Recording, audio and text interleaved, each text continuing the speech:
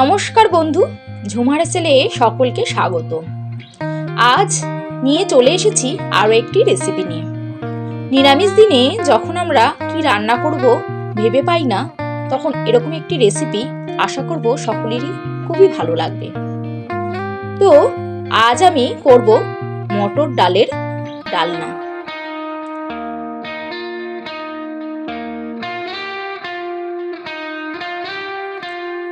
এর জন্য আমি নিয়েছি 150 গ্রাম মটর ডাল।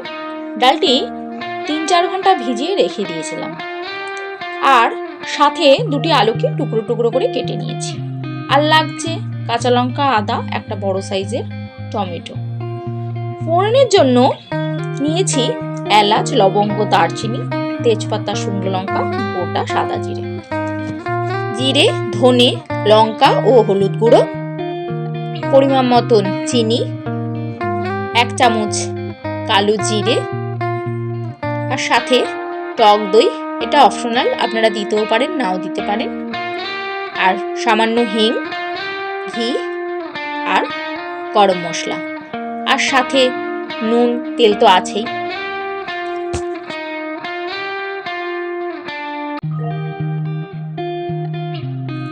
প্রথমে ভেজানো মটর ডালকে খানিকটা আদা ও কয়েকটা কাঁচা লঙ্কা দিয়ে পেস্ট করে নেব। আপনারা বেটেও নিতে পারেন। এবার এই পেস্টের মধ্যে বেশ খানিকটা কালো জিরে, পরিমাণ মতো নুন ও হলুদ এবং সাথে হিং দিয়ে ভালোভাবে ফেটিয়ে নেব।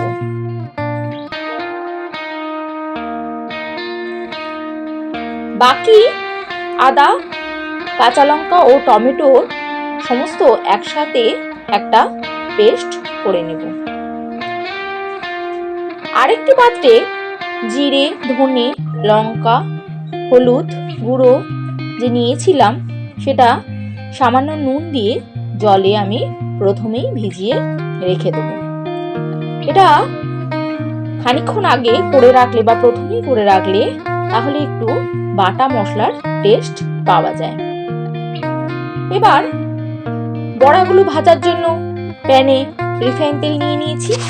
আপনারা সর্ষের তেলও ভাজতে পারেন। বড়াগুলো এপিট ওপিট করে লাল লাল করে ভেজে তুলে নেব।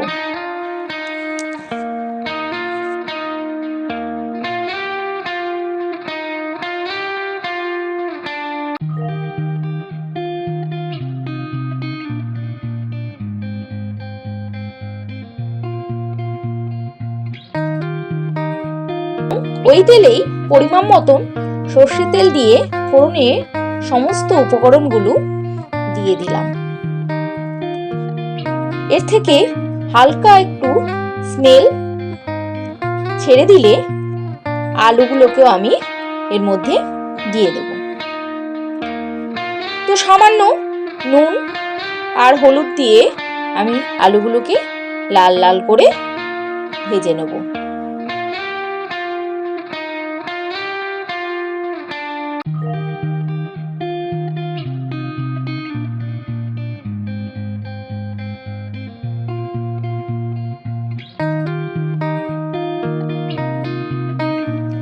দেখুন আমার আলুগুলো ভাজা হয়ে গেছে।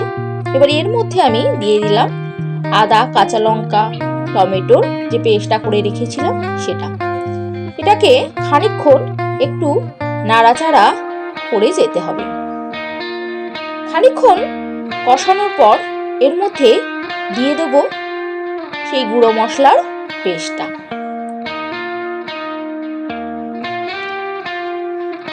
এবার সমস্ত উপকরণকে একসাথে কষাবো যতক্ষণ না মশলার কাঁচা গন্ধটা চলে যায় এবং মশলাতে তেল ছেড়ে দেয়।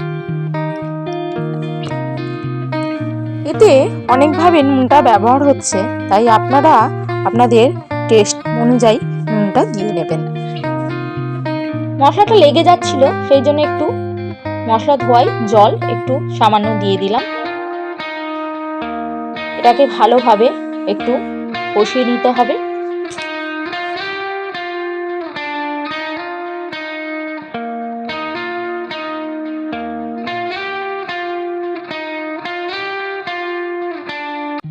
সমস্ত মশলাটা আমার কষে গেছে এবং সুন্দর একটা রং চলে এসেছে। এবার এর মধ্যে দিয়ে দেবো পরিমাণ মতন জল।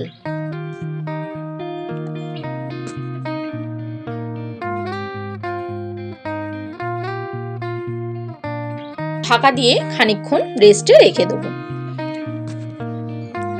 আমার ঝোলটা ভালোভাবে ফুটে গেছে, আলুও সেদ্ধ হয়ে গেছে। এবার এতে দিয়ে দেবো ভেজে রাখা বড়াগুলো। খানিকক্ষণ ফোটানোর পর এতে দিয়ে দেবো নুন দিয়ে ফেটিয়ে রাখা টক দই